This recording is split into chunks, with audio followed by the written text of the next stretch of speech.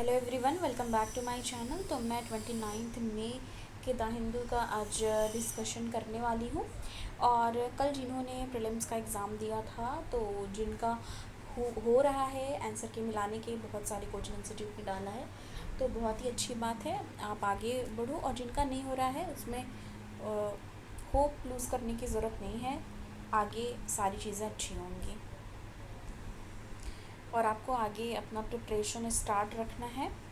और ये pattern change था, पेपर टफ था, तो इसलिए इसके बेसिस पे जज नहीं करना है। अगर आपको कुछ भी प्रॉब्लम हुई हो या हार्ट ब्रेक हुआ हो या आपको लग रहा है कैसे हो पाएगा, क्योंकि आप कर सकते हो। ठीक है, तो हम शुरू करते हैं।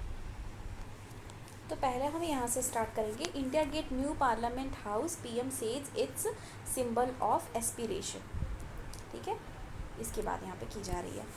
अब एक चीज़ आपको यहाँ से क्या देखनी है कि एक्सपेक्टेड था लोगों को कि रिलेटेड क्वेश्चन आएगा। पार्लियामेंट हाउस का इनॉग्रेशन था, ठीक है, सिंबल और ये सारी चीज़ें, पर क्वेश्चन नहीं आया इससे रिलेटेड। तो बहुत सारे ऐसे क्वेश्चन थे और एलिमिनेशन टेक्निक जो लगा के लोग बताते थे कि ट्रिक होता था कि ये ट्रिक आप यूज़ करोगे, एलिमिनेशन ट्रिक, तो आप कैसे आंसर निकाल सकते हो। वो सारी चीज़ें यूपीएससी ने क्या कर दी, उस तरह के क्वेश्चन ही नहीं दिया। आप पेपर तो सबने देख ही लिया होगा डाउनलोड करके, और पेपर ज़रूर देख लेना ज़रूरी होता है, जिससे आपको आइडिया लगता है। और एक तरीके से जो लोग पहले से भी प्रिपरेशन कर रहे थे उनके लिए भी शॉकिंग है कि पेपर टफ़ था, वाकई टफ़ था, तो आपको ज़्यादा टेंशन लेने की ज़रूरत इस पर नहीं है। अब यहाँ पे हम देखेंगे, और बहुत सारे ऐसे टॉपिक आए थे जो 2-2 साल पुराने टॉपिक थे, मतलब 1-2 साल पुराने। तो आपको थ्रू आउट अपनी जो करंट अफेयर्स कह लो या जो भी चीज़ें हैं वो पढ़ती रहनी पड़ेगी। और यहाँ पे मैं आपसे एक चीज़ और पूछना चाहती हूँ, अगर आपको जैसे सब्जेक्ट वाइज ये लगे कि एक्सप्लेनेशन, जैसे चैप्टर वाइज एक्सप्लेनेशन, कोई भी सब्जेक्ट जैसे लक्ष्मीकांत हो गई, स्पेक्ट्रम हो गई, या फिर PYQs जो है हम सब्जेक्ट वाइज डिस्कस करें, तो आप कमेंट करके बताना। ठीक है, तो अब चलो यहाँ पे हम देखते हैं। और जिन्होंने एग्ज़ाम दिया था और जिसको लग रहा है कि उनका कट ऑफ क्लियर हो रहा है, तो वो भी कमेंट करके बताना।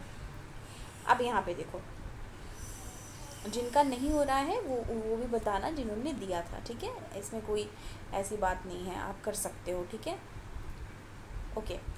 और यहाँ पे क्या लिखा हुआ है, India gets new parliament house, PM said it's symbol of aspiration. तो पीएम ने क्या बोला, इसको सिंबल ऑफ एस्पिरेशन बोला है। अब इसमें क्या है, prime minister Narendra Modi on Sunday, same day exam भी था यूपीएससी का। ठीक है, तो क्या बोला है इन्होंने बोला है न्यू पार्लियामेंट जो बिल्डिंग है उसको कहा है symbol of aspiration. 140 crore citizen and vehicles that will drive India in next 25 year towards its goal of becoming a developed country. तो डेवलप्ड कंट्री बनने का गोल है to coincide with the 100th anniversary of India's independence. ठीक है, तो ये target तब तक का रखा गया है। The thrust of the Prime Minister 35-minute address was about casting a new India. ठीक है, casting a new India that had left behind a slave mentality and was motive forward. The word new figured more than 40 times in the speech. अब इस तरह का question यहाँ पे बन सकता है। क्या बोला जा रहा है, पहले तो बोला गया जो स्लेव मेंटालिटी है उससे बाहर निकलने की बात यहाँ पे की गई है, और जो न्यू शब्द है वो 40 बार यूज़ हुआ है स्पीच में। तो जैसे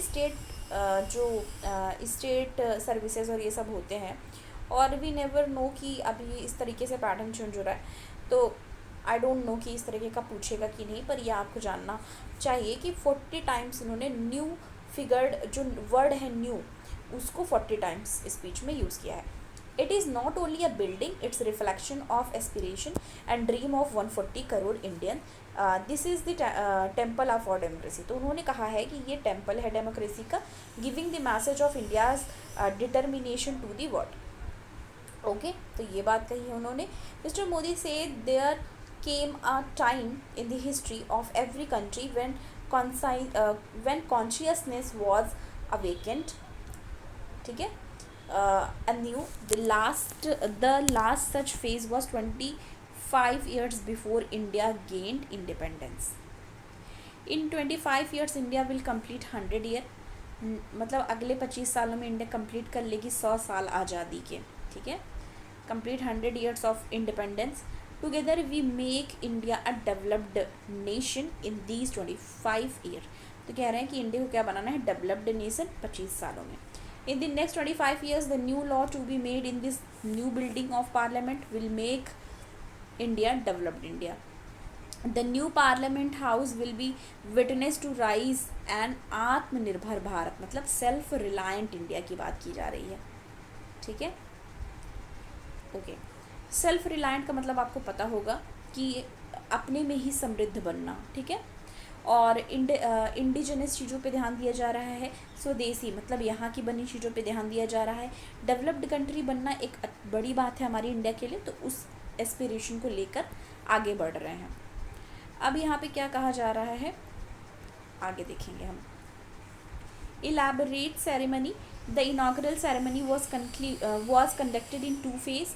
फर्स्ट मॉर्निंग में था, mister Modi dressed in a dhoti and kurta and accompanied by Lok Sabha speaker Om Birla offer floral tribute to Mahatma Gandhi. तो जो उन्होंने क्या किया, जो फ्लोरल ट्रिब्यूट ऑफर किया महात्मा गांधी जी के स्टैचू पे, ठीक है, जो प्रमाइस है वहाँ पे। देन अमिड वैदिक चांट बाय प्रीस्ट, वैदिक चांट्स हुआ है प्रीस्ट के द्वारा, ठीक है। गणपति होम हुआ है। आफ्टर प्रोस्ट्रेटिंग बिफोर द सेंगोल, मतलब सेंगोल को वहाँ पे रखने से पहले, ये देखो यहाँ पे दिख रहा है ना, यही है जिसके बारे में इतने दिन से बात हो रही थी, सेंगोल किस तरीके से ब्रिटिशर ने इंडिया को सौंपा था, चालुक्यान ने स्थित था, क्या क्या, हम सारी चीज़ें अपना पढ़ भी चुके हैं और शॉर्ट नोट भी मेंशन कर चुके हैं। तो अब जैसे ये है ना, तो अब जैसे किसी को 2024 में देना है तो वो सारी चीज़ें ध्यान रखनी है, क्योंकि वो पीछे का करंट अफेयर पूछते हैं। Okay, he sought blessings from the high priest of the various adheenams in Tamil Nadu. ये फ़ोटो भी वायरल हुई है, जो उनसे आशीर्वाद ले रहे हैं, ठीक है। With the sceptre in hand he then carried a sengol, sengol की बात चल रही है जो यहाँ पे फिक्स किया गया है। In a procession to the new parliament building amid tunes of Nadaswaram and chanting of Vedic mantras installed in a special closer to right side of speaker chair in the लोक सभा chamber. तो इसको लोक सभा chamber के right side में रखा जाएगा, ठीक है। Multi faith pair was held. Multi faith pair मतलब हमारे यहाँ जैसे हिंदू भी हैं, मुस्लिम भी हैं, सिख भी हैं, ईसाई भी हैं, तो मल्टीपल प्रेयर्स हुई। was also held to mark the occasion. Mr. Modi facilitated some of the worker with shawl and souvenirs for their key role in constructing the building। ये भी पिक्चर वायरल हुई है, जिसमें जो श्रमिक हैं जिन्होंने बिल्डिंग बनाई है उनको वो ये सब देते हुए दिख रहे हैं। ओके, तो ये सारी चीज़ें भी यहाँ पे हैं जो हमको देखनी थी। अब जैसे पॉलिटिक्स में नहीं जाना है, देखो अब किसी ने इसको पढ़ा तो साइड में ही ये लिखा है कि ये अपोजिशन क्या कह रही है, हमें पॉलिटिक्स में नहीं जाना, हमें हमारे एग्ज़ाम के लिए जो है हम सिर्फ वो पढ़ेंगे, ठीक है। नेक्स्ट देखेंगे हम। अब यहाँ पे हम टेक्स्ट एंड कॉन्टेक्स्ट वाले पेज पे आ चुके हैं। इसमें क्या बात किया जा रहा है, why is the 1.5 degree Celsius target critical, तो इसके बारे में बात की जा रही है। इसमें क्या कहा जा रहा है, decadal predictions of world meteorological organization WMO, world meteorological organization said that the annual mean global surface temperature between 2023 and 27 will be कितना है, होगा, ये एक प्रिडिक्शन है। For decade 2 degree was an acceptable level of warming, कि 2 degree तक बढ़ता था तो एक्सेप्टेबल था। The idea of 1.5 degree was perceived on unrealistic and unachievable, बोल रहे हैं कि अगर 2 डिग्री तक कहते तो एक्सेप्टेबल था, अचीव कर सकते थे।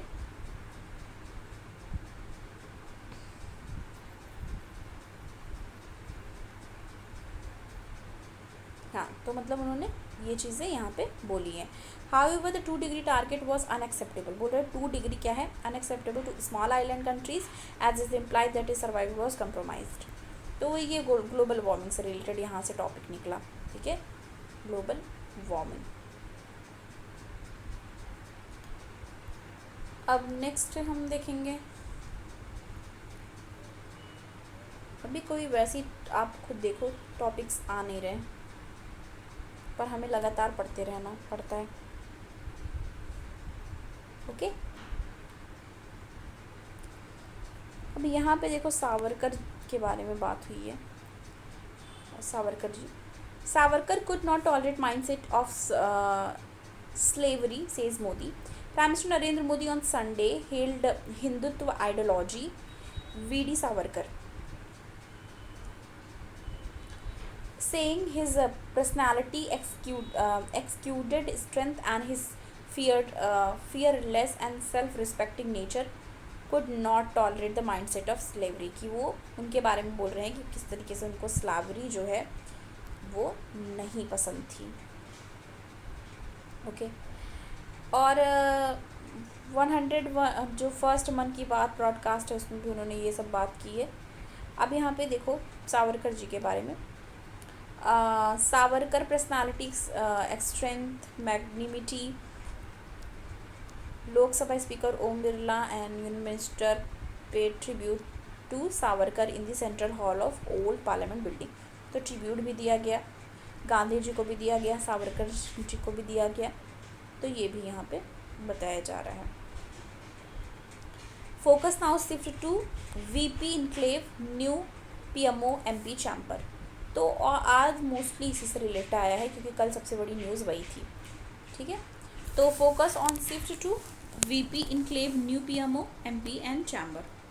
तो क्या कहा जा रहा है, with the new parliament building inaugurated. Focus कहाँ पे शिफ्ट हो गया है, फोकस शिफ्ट हो गया है कंस्ट्रक्शन पे, वाइस प्रेसिडेंट इनक्लेव पे, कॉमन सेंट्रल सेक्रेटरीट बिल्डिंग पे, डिफेंस इनक्लेव पे, एमपी चैम्बर पे and prime minister new residence and office पे.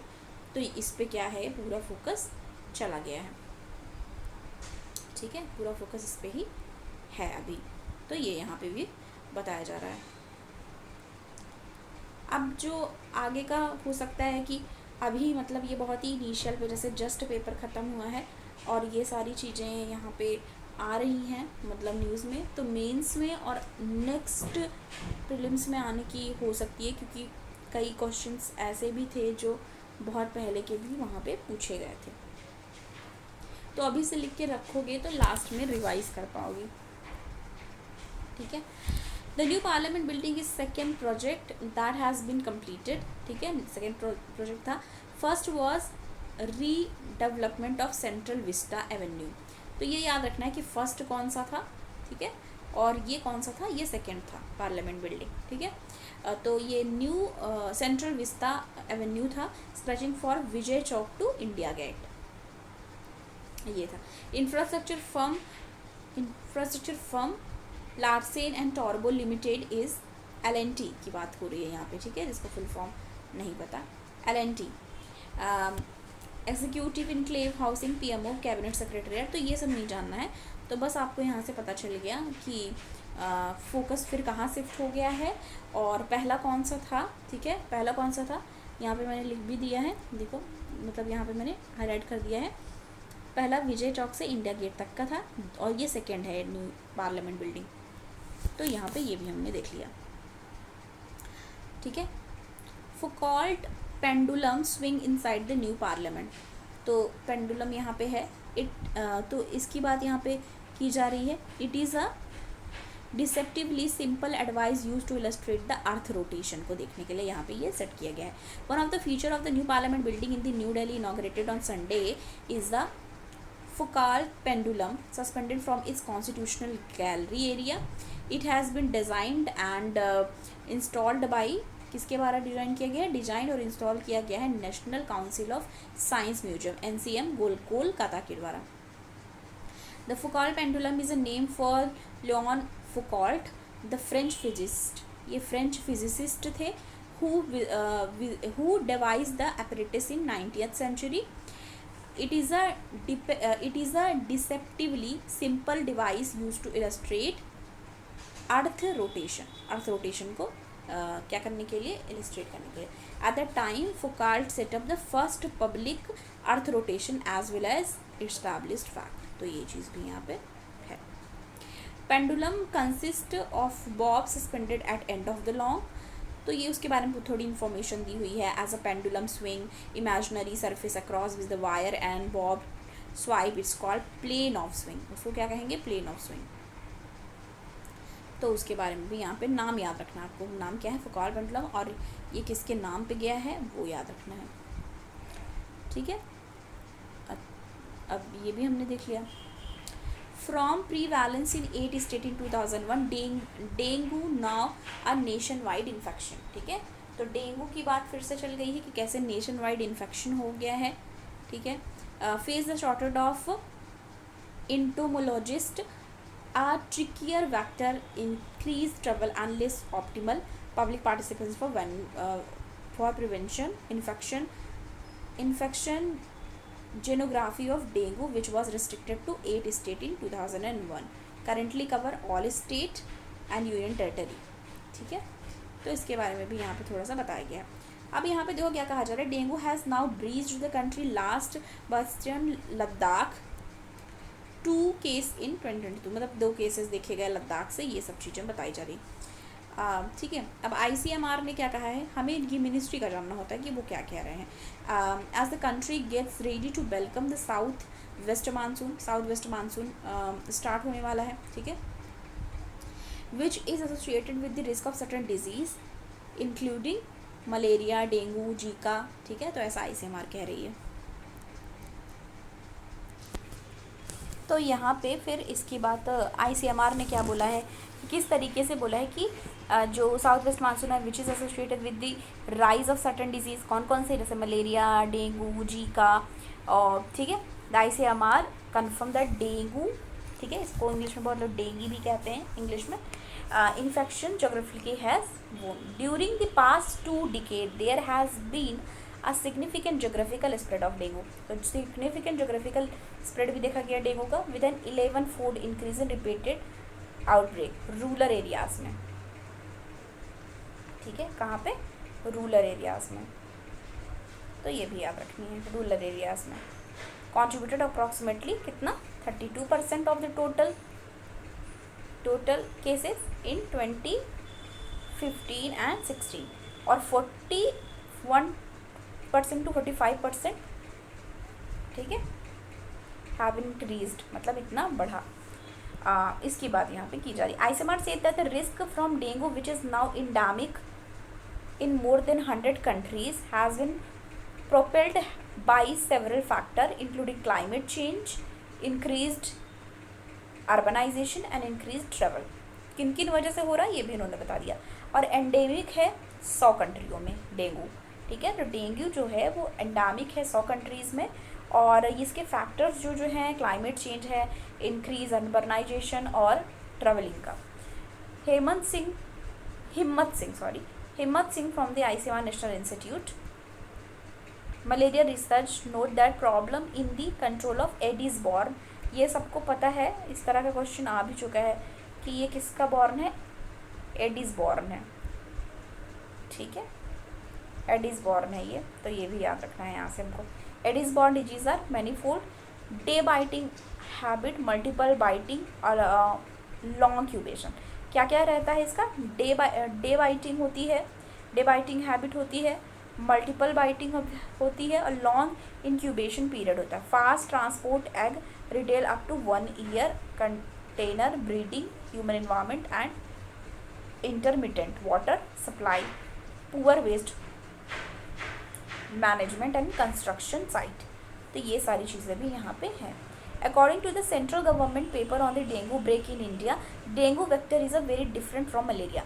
तो बता रहे हैं कि जो डेंगू का वेक्टर है वो डिफरेंट है मलेरिया वेक्टर से. And so bio environmental strategy along with not work.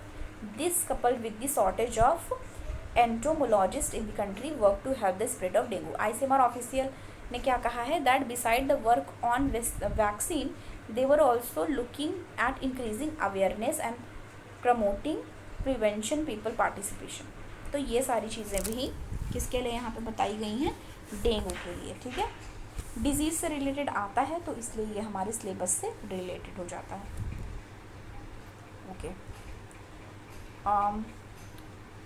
ISRO to launch navigation satellite on board GSLV today. तो आज वैसे आपने पिक्चर्स देख ली होंगी ऑलरेडी कि लॉन्च हो चुका है, ठीक है। तो ये न्यूज़ में है क्योंकि न्यूज़पेपर तो सुबह ही आ जाता है। तो साइंटिस्ट एंड इसरो, 1 मिनट, हाँ, इसरो कमेंस्ड, इन्होंने 7/12 पे लॉन्च किया, मतलब करने को था, तो आज लॉन्च किया है इन्होंने। और ये क्या है, ये geo synchronous satellite launch vehicle GSLV rocket है। और ये कहाँ से लॉन्च किया गया है, श्रीहरिकोटा से। The place agency is all geared up to launch the second generation navigation satellite. कौन सी सैटेलाइट है ये, नेविगेशन सैटेलाइट। ये सब हमको यहाँ से जाननी होती है, ठीक है। Significant launch which would ensure the continuity of navigation with Indian constellation. अब देखो बहुत सारे यूट्यूब पे ऐसे चैनल हैं जो 1 लाइनर बताते हैं, पर आपने देखा होगा UPSC का एग्ज़ाम 1 लाइनर जैसे क्वेश्चन आते, अगर आप सिर्फ 1 लाइनर पढ़ रहे हो तो आप वहाँ पे सोच ही नहीं पाओगे, ठीक है। तो उसमें थोड़ी सी डेवलप करनी पड़ती है, कनेक्ट करना पड़ता है कि ये किससे किससे है, ठीक है। तो जैसे नाविक है, navigation with Indian constellation service and Indian regional satellite system similar to GPS, providing accurate and real-time navigation in India up to 1500 kilometre around mainland. तो आज तो ये लॉन्च हो चुका है GSLV, ठीक है। तो ये हमने यहाँ से देखा, सारी चीज़ें यहाँ से हमने देख लिया है। आगे देखेंगे और कुछ है तो वो भी हम वहाँ पे देख लेंगे। ओके, अब ये देखो, ये तो चल ही रहा है। 1 killed at Russia launches largest drone attack on Kyiv. तो ये इनका इशू तो चल ही रहा है, ठीक है। Okay, Republican AG removed by GOP led Texas house, Biden Republican arrive at last minute agreement to raise US debt ceiling, Pak ruling coalition reject Imran. ये सब नहीं देखना हमको, ठीक है। तो हमने ऑलमोस्ट देख लिया है। अब देखो ये चीज़ यहाँ पे देखो, एक नया पेज दिखाई दे रहा है हमको, मनी वाइज नया पेज दिख रहा है और ये इम्पॉर्टेंट भी लग रहा है। यहाँ से मनी वाइज लिखा है, ठीक है।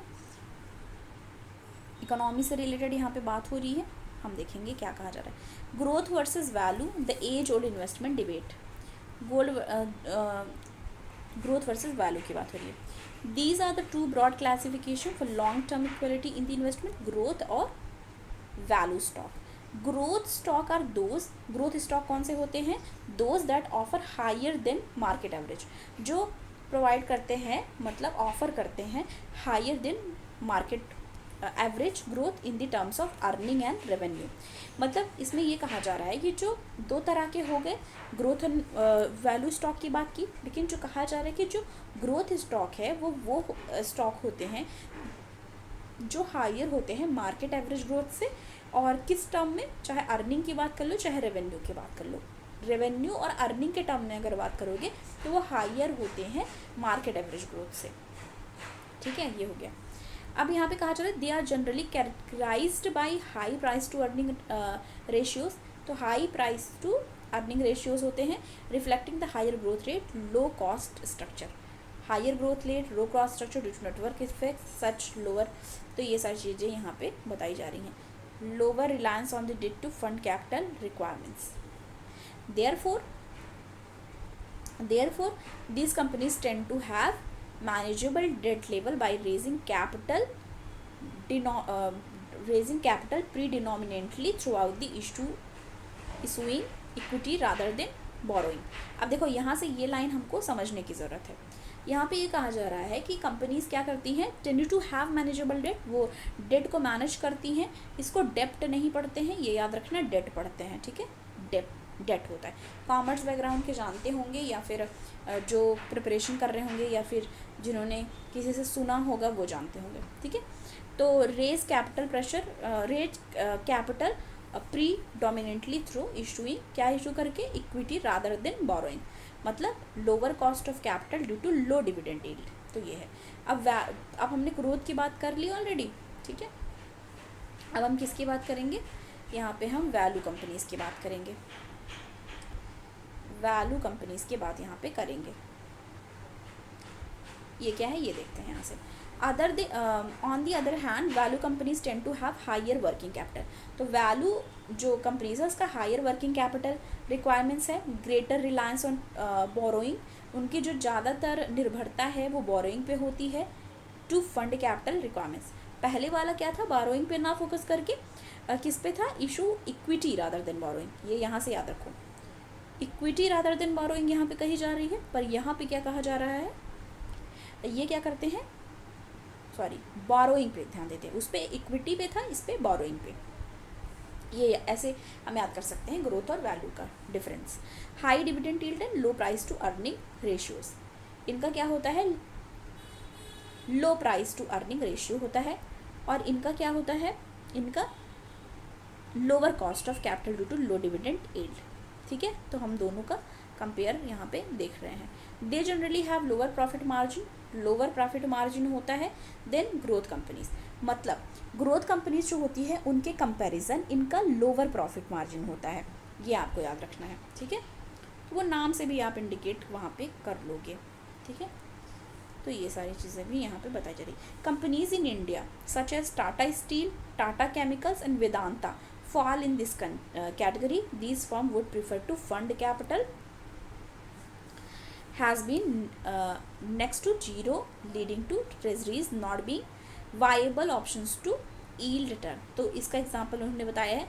अब यहाँ पे वैल्यू स्टॉक की बात करें, value stock with low price to earning ratio has higher dividend yield provide to way of the capturing the higher returns. तो ये सारी चीज़ें भी यहाँ पे बताई गई। तो हमने यहाँ से जान लिया डिफरेंस क्या है ग्रोथ और वैल्यू कंपनीज में। ठीक है, तो ये एक देखो साइंस एंड टेक का एक पेज संडे को आता था, तो अभी पता नहीं, हो सकता है ये कंटिन्यू रखें या नहीं।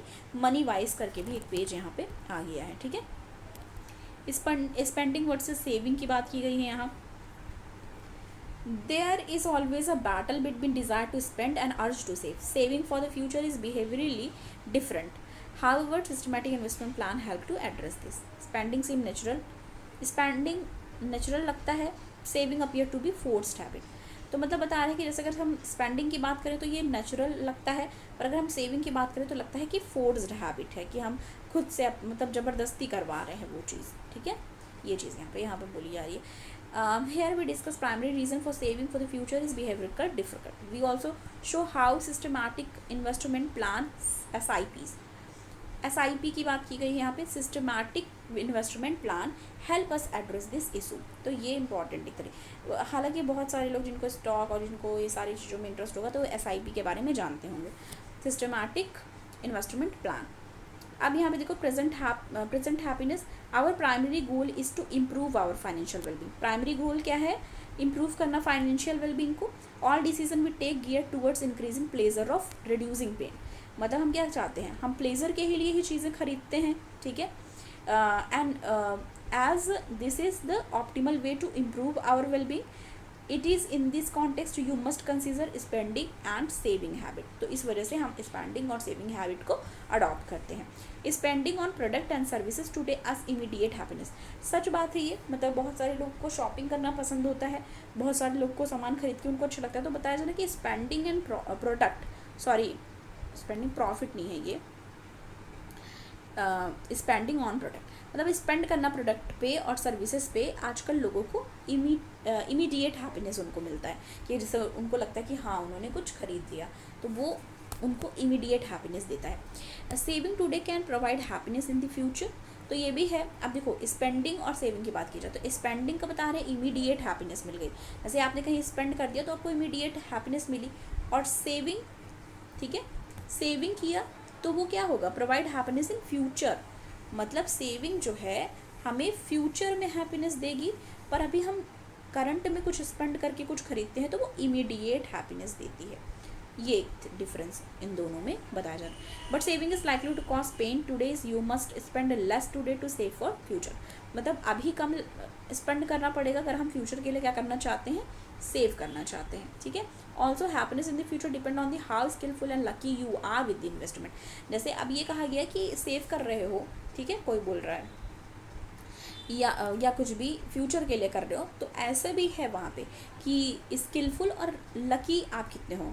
Skilful and lucky you are with the investment, मतलब इन्वेस्टमेंट का जो डिसीजन लिया है वो सोच समझ के लिया है कि नहीं। And the outcome of your saving decision is uncertain. तो ये सारी चीज़ें भी वहाँ पे होती हैं। सपोज यू, तो एग्जाम्पल भी दिया है कि आपने कुछ सेव किया, ये सारी चीज़ें भी यहाँ पे एग्जाम्पल दी हुई है। There is a optimal way to spend and save, you must set aside saving first through SIP, auto debit to bank account, and then spend the rest from your post tax monthly income. तो इन्होंने बताया है कि कैसे आप SIP के through क्या कर सकते हो। You must set aside saving first, मतलब सेविंग का हटा लिया आपने, किसके थ्रू, SIP के थ्रू, ठीक है, auto debit to bank to account, and then उसके बाद जो बच्चा स्पेंड कर दिया rest from your post tax monthly income, ठीक है। पोस्ट मतलब टैक्स सब कुछ करने के बाद, उसके बाद जो आपको मंथली इनकम मिलती है उससे फिर आपको जो भी एक्सपेंड करना है वो आप रेस्ट एक्सपेंड करते हो, बट सेविंग का आप फर्स्टली उसको SIP के थ्रू निकाल लेते हो। अब यहाँ पे कंक्लूजन भी दिया है। देखो अब ये क्वेश्चन का आंसर टाइप हो गया, ठीक है। एक क्वेश्चन है स्पेंडिंग वर्सेस सेविंग, उसका पूरा आंसर दिया है। अब लास्ट में क्या बोल रहे हैं, कंक्लूजन भी दिया इन्होंने। All of us desire to continually improve our wellbeing, so it's tempting to increase spending, but it is more important to increase saving every year. Correct बात है, सेविंग इम्पॉर्टेंट है हर साल। This is because you must reduce equity investment in your goal-based portfolio to reduce the risk of losses as your approach to end the time horizon for life goal. Because bond मतलब इसमें सारी चीज़ें बताई हैं कि किस तरीके से अभी आप सेव करते हो तो नियर फ्यूचर आपको किस तरीके से हैप्पीनेस मिलती है, इस सब बारे में यहाँ पे डिस्कशन की गई है। पेज में अच्छे आर्टिकल्स यहाँ पे लिए गए हैं बताने के लिए, ठीक है।